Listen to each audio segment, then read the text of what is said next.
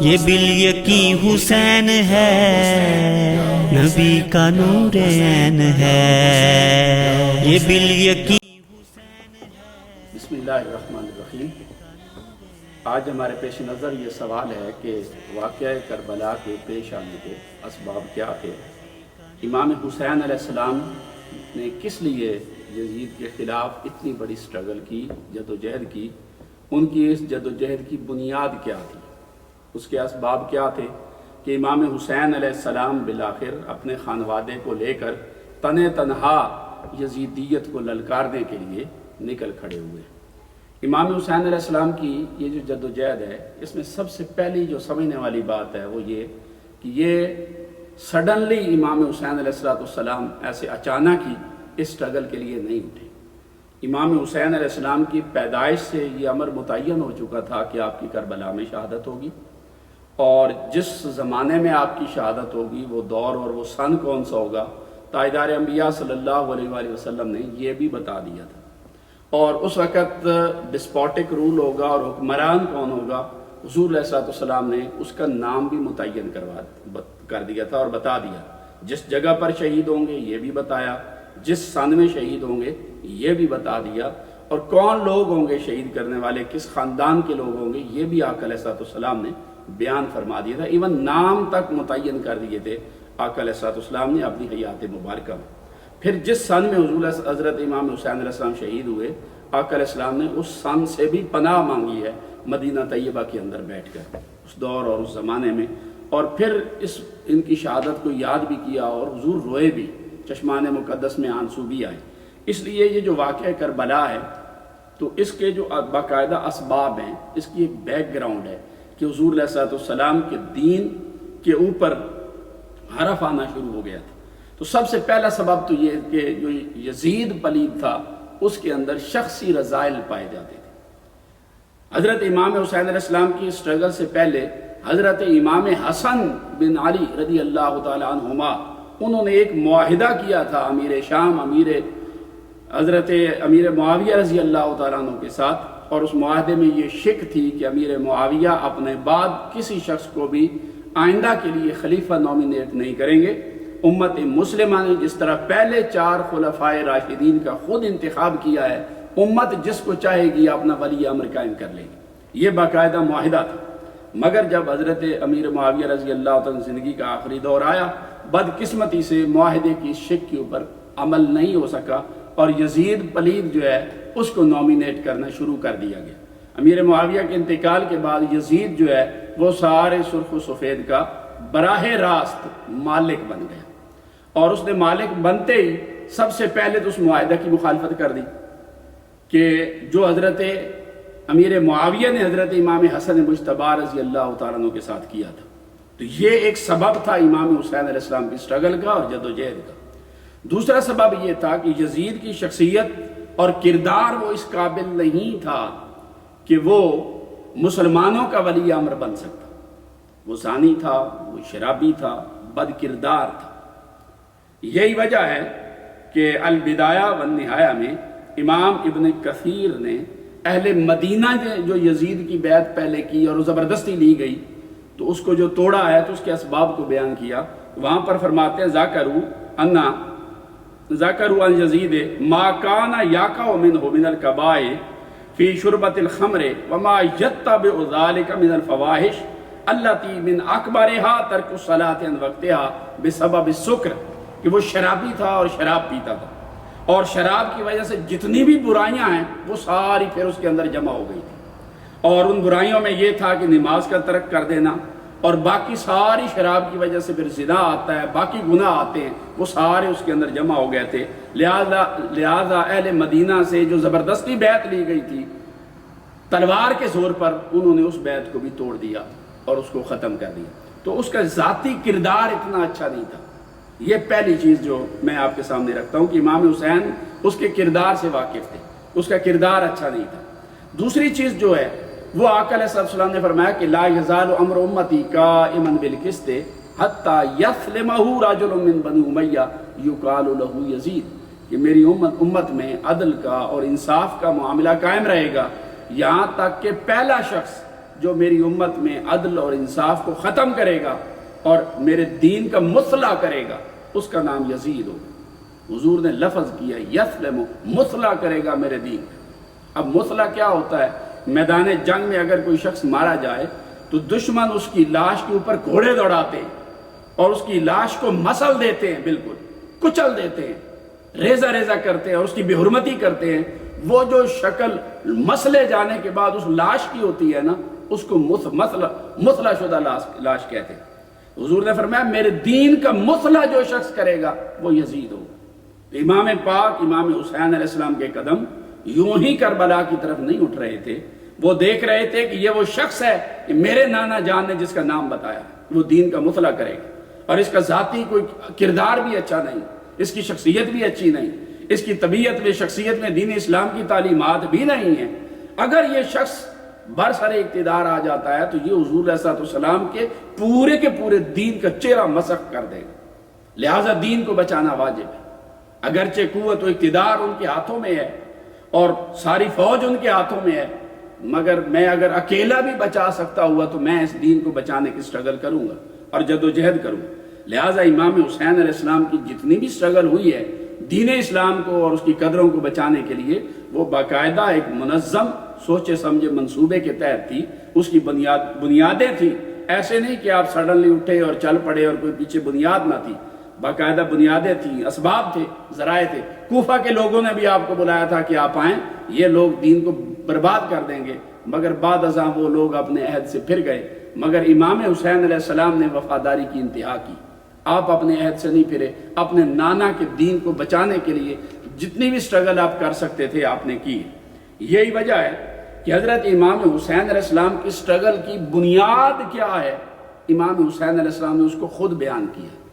جس کو امام طبری نے بھی بیان کیا تاریخ طبری کے اندر۔ اور وہ مقام بیضا پر حضرت امام حسین علیہ السلام کا وہ خطبہ ہے جو آپ نے 8 محرم الحرام کو اپنی شہادت سے 2 دن پہلے دیا تھا۔ اس خطبے میں آپ نے اپنی پوری کی پوری سٹرگل کی بنیاد خود بیان فرما دی، اور ایک مسلمان کو زیب نہیں دیتا کہ وہ امام پاک خود اپنی سٹرگل کی بنیاد بیان کر دیں اور وہ پھر وہاں پر وہ چونکے اور چنانچے لے کے بیٹھ جائے اور یزید پلید فاسق فاجر کافر کو بچانے کی کوشش کرے۔ کسی مسلمان کو یہ بات اور مومن کو یہ بات زیب ہی نہیں دیتی۔ اب دیکھیے امام حسین علیہ السلام نے کیا فرمایا، واقعہ کربلا کا پس منظر، اس کی بنیاد کیا ہے، اس کی ریزننگ کیا ہے، اس کی بیس کیا ہے، میں کس لیے باہر نکلا ہوں، امام حسین علیہ السلام نے وہ خود بیان فرمایا۔ آپ نے خطاب کرتے ہوئے فرمایا کہ ایھا الناس ان رسول اللہ صلی اللہ علیہ وآلہ وسلم قال من رأى سلطانا جائرا مستحلا لحرام اللہ مناکسا لعہد اللہ ومخالفا لسنت رسول اللہ صلی اللہ علیہ وآلہ وسلم یعمل فی عباد اللہ بالإثم والعدوان فلم یغیر ما علیہ بفعل ولا قول کان حقا علی اللہ ان یدخلہ مدخلہ۔ آپ نے ارشاد فرمایا کہ لوگوں سنو، بے شک رسول اللہ صلی اللہ علیہ وآلہ وسلم نے ارشاد فرمایا ہے کہ تم میں سے کوئی کسی جائر اور ظالم سلطان کو اور بادشاہ کو دیکھے کہ جو اللہ رب العزت کی حرام کردہ چیزوں کو حلال سمجھتا ہے اور اللہ کی حلال کردہ چیزوں کو حرام کہتا ہے، اللہ کی حدود کو توڑتا ہے، پامال کرتا ہے، اور رسول اللہ صلی اللہ علیہ وآلہ وسلم کی سنت کی مخالفت کرتا ہے، اور لوگوں کے اندر ظلم اور زیادتی کے معاملات کرتا ہے، بربریت کرتا ہے، زبردستی لوگوں کے منہ بند کرنے کی کوشش کرتا ہے، اور جو ہم نوا نہ ہو اس کو قتل کرواتا ہے، ظلم اور تعدی کو پروان چڑھا رہا ہے، لوگوں کے حقوق سلب کر رہا ہے، اور بیسک فنڈامنٹل رائٹس جو ہے انسان کے، ان کی پروٹیکشن بھی اس کے دور اقتدار میں نہیں باقی رہی۔ تو حضور نے فرمایا کہ اگر تم میں سے کوئی شخص ایسے ظالم فاسق فاجر حکمران کو دیکھے فلم یغیر ما علیہ بفعل ولا قول، وہ اپنے قول اور فعل سے آگے بڑھ کر ایسے ظالم بادشاہ کو نہ روکے، کان حقا علی اللہ ان یدخلہ مدخلہ، اللہ پاک کو اس چیز کا حق حاصل ہے کہ وہ ایسے بندے کو اٹھا کر واصل جہنم کر دے،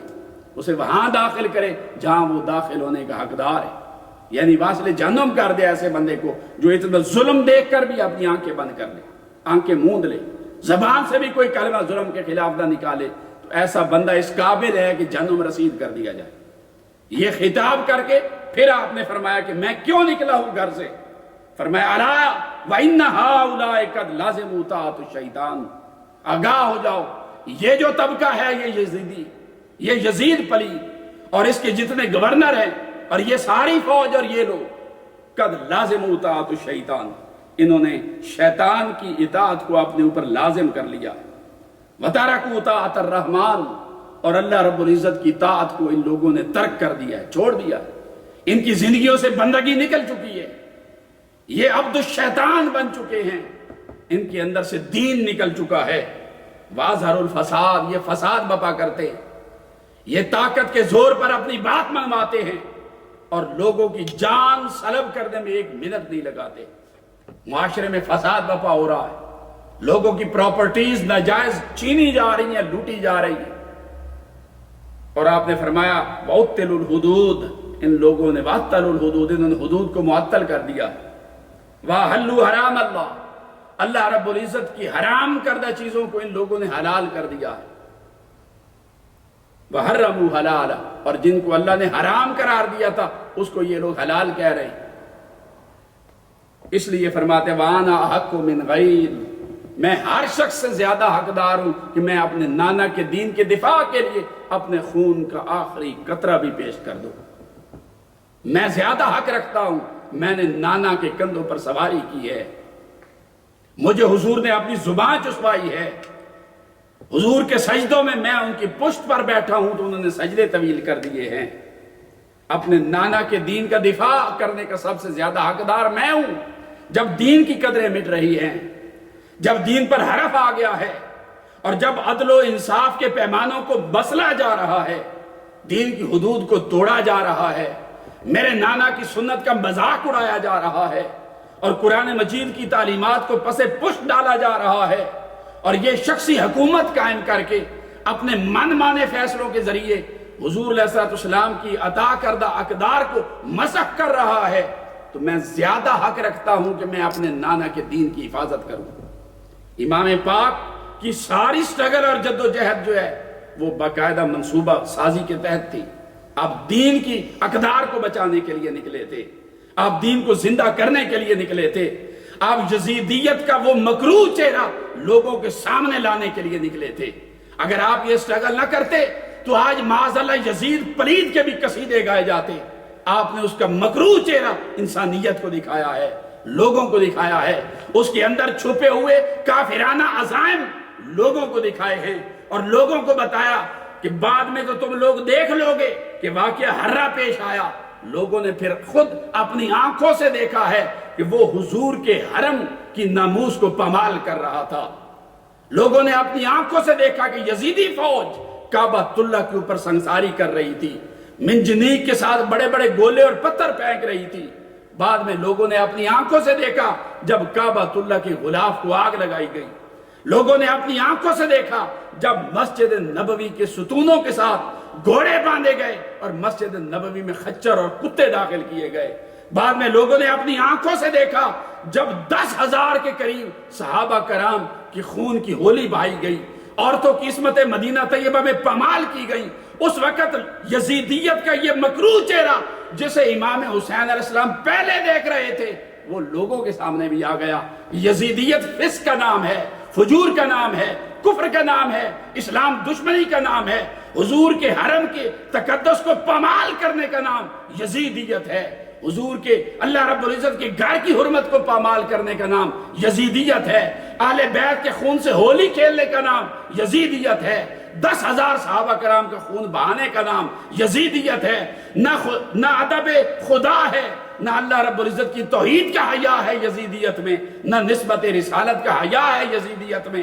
نہ نسبت اہل بیت کا حیا ہے یزیدیت میں، نہ نسبت صحابہ کا حیا ہے یزیدیت میں۔ یزیدیت کفر ہے، یزیدیت برائی ہے، یزیدیت فسق ہے، یزیدیت اسلام کو مسخ کرنے کی ایک کوشش کا نام ہے، اس لیے یزیدیت اندھیرا ہے، اس کے مقابلے میں حسین دین ہے، حسین عظمت ہے، حسین وقار ہے، حسین عروج ہے۔ آپ نے اپنا خون دے کر اس یزیدی چہرے کے اوپر پڑے ہوا جو دین کی ایک تہ تھی، دکھلاوے کے لیے، لوگوں کو دکھانے کے لیے، امام حسین نے اس تہ کو نوچا ہے، اس پردے کو ہٹایا ہے اور اندر سے یزیدیت وہ کھول کر لوگوں کو دکھائی ہے۔ آپ نے اپنا خون دیا ہے، مگر دین اسلام کی صحیح تعلیمات وہ لوگوں کے سامنے اجاگر کی ہیں، اور یزیدیت کی بد باطنی وہ لوگوں کے سامنے اجاگر کی ہے۔ امام حسین علیہ السلام نے اس لیے کہ سر داد نہ داد دست در دست یزید حقا کے بنائے لا الہ است حسین، آپ ایک کلمہ طیبہ کی بنیاد بن کر سامنے آئے، دین اسلام کے محافظ بن کر سامنے آئے، اس کا دفاع کرنے والے بن کر سامنے آئے، اور یزیدیت کے چہرے پر پڑے ہوئی جو منافقت کی دبیز تہ تھی اس کو نوچنے والے بن کر سامنے آئے۔ آپ نے یزیدیت کا پنجہ استبداد مروڑا ہے، اس کے ظلم اور اس کے فسق کو زمانے کے سامنے آشکار کیا ہے۔ امام حسین نے یہ کام کیا ہے، مولا کائنات کی اولاد نے یہ کام کیا ہے، اور سیدہ زینب نے بعد ازاں اپنے خطبات کے اندر اس چیز کو آشکار کیا ہے۔ تو امام حسین علیہ السلام کی سٹرگل، آپ کی جد و جہد، وہ آقا کے دین کے وقار، عظمت، عروج اور سر بلندی کے لیے تھی، اور یزیدیت کا مکروہ چہرہ انسانیت کو دکھانے کے لیے تھی۔ یہ اسباب تھے۔ امام کیوں اٹھے؟ امام دین بچانے کے لیے اٹھے، امام حضور کے دین کی قدروں کو زندہ کرنے کے لیے اٹھے، امام یزیدیت کو پچھاڑنے کے لیے اٹھے، اور امام قرآن مجید کی حفاظت کے لیے اٹھے، امام سجدوں کی تاثیر کی حفاظت کے لیے اٹھے، امام دین کی قدروں کو بچانے کے لیے اٹھے ہیں۔ تو امام پاک کی یہ ساری سٹرگل اور جد و جہد یہ دین کی حفاظت کے لیے تھی۔ اس لیے کربلا میں جانے سے جب کسی شخص نے آپ کو روکا تھا تو آپ نے اس وقت شعر بھی پڑھا تھا کہ سامدی وما بالموت آر للفتى اذا ما نوا حقا وجاہد مسلما۔ تو کہتا ہے میں نہ جاؤں، میں تو جاؤں گا، میں کربلا سجاؤں گا، اس لیے کہ جوان کبھی موت سے گھبرایا نہیں کرتے، جبکہ ہماری نیتیں بھی درست ہیں، ہم جہاد کی نیت لے کر گھر سے نکلے ہوئے ہیں۔ ان مت لم علم وان عشت لم اندم، اگر میں شہید ہو گیا تو مجھے کوئی تکلیف، کوئی درد نہیں ہوگا، اور اگر میں زندہ رہا تو مجھے زندگی بھر ندامت نہیں ہوگی کہ میں حضور کے کندھوں کی لاج نہیں رکھ سکا۔ اگر زندہ رہا تو عزت سے زندہ رہوں گا، عزت سے سر اٹھا کر جینے کی تڑپ اور لگن یہ امام حسین نے دی ہے۔ اپنی عددی بے شک آپ کے پاس کثرت نہیں، قلت ہے، عددی قلت کے باوجود اسلام کی سربلندی کے لیے چاہے خون پیش کرنا پڑ جائے، اپنے 72 قربان کروانے پڑ جائیں، حتیٰ کہ 6 ماہ کا علی اصغر بھی دینا پڑ جائے، تب بھی گریز نہ کرے۔ یہ حوصلہ اور ہمت امام حسین علیہ السلام نے دیا ہے۔ تو واقعہ کربلا باقاعدہ اس کا پس منظر ہے، امام حسین کی سٹرگل کی یہ بنیاد ہے کہ اب دین بچانے کے لیے نکلے۔ شاہ است حسین اس لیے کہہ گئے کہنے والے،